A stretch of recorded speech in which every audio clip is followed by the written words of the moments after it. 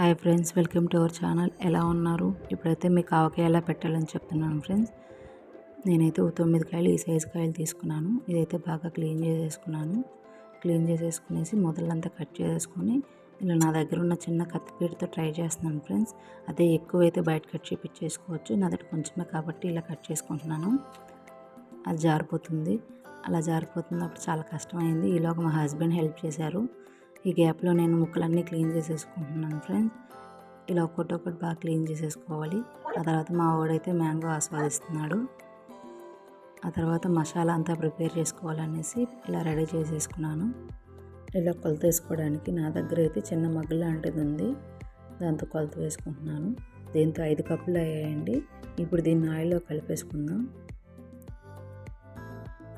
చూసారా, 5 కప్పులు అయ్యాయండి. నేనైతే ఏస్ బ్రాండ్ నూపప్పాయి యూస్ చేస్తున్నాను. ఈ నూపప్పాయి యూస్ చేయడం వల్ల ఎక్కువ కాలం నిల్వ ఉంటుంది. నేను పెట్టుకున్న ముక్కలకి 1/2 లీటర్ అయితే సరిపోద్ది. ఇలా మొత్తం కలిపేసుకొని పక్కన పెట్టుకున్నాను.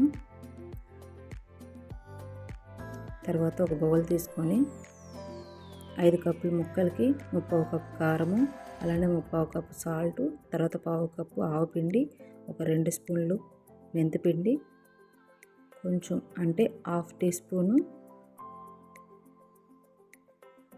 ఇంగు వేసేసుకోవాలండి. అలా వెల్లుల్లిపాయలు కూడా వేసేసుకున్నాను.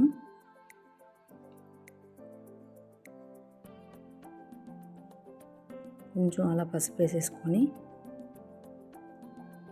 బాగా మిక్స్ చేసుకొని ఇప్పుడు మనము ఆయిల్ వేసి పెట్టుకున్న ముక్కలకి బాగా అంటాలి కదండి మసాలా, అందుకని ఇలా చేస్తున్నాను.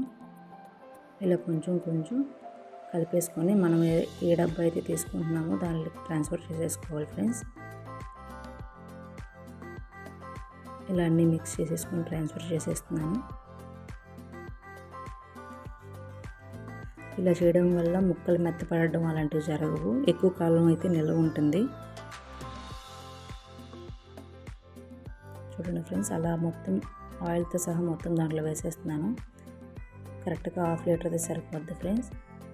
అలా పైన అంతా ఆయిల్ వేసేసుకొని బాగా కుదిపేసుకొని అలా మూత పెట్టేసి 3 రోజుల తర్వాత ఇది ఓపెన్ చేశాను. చూడండి ఫ్రెండ్స్, ఇలా ఆయిల్ పైకి తేలింది, చక్కగా వచ్చింది ఫ్రెండ్స్. ప్లీజ్ ఫ్రెండ్స్, సబ్స్క్రైబ్ చేయండి, లైక్ చేయండి, కామెంట్ చేయండి.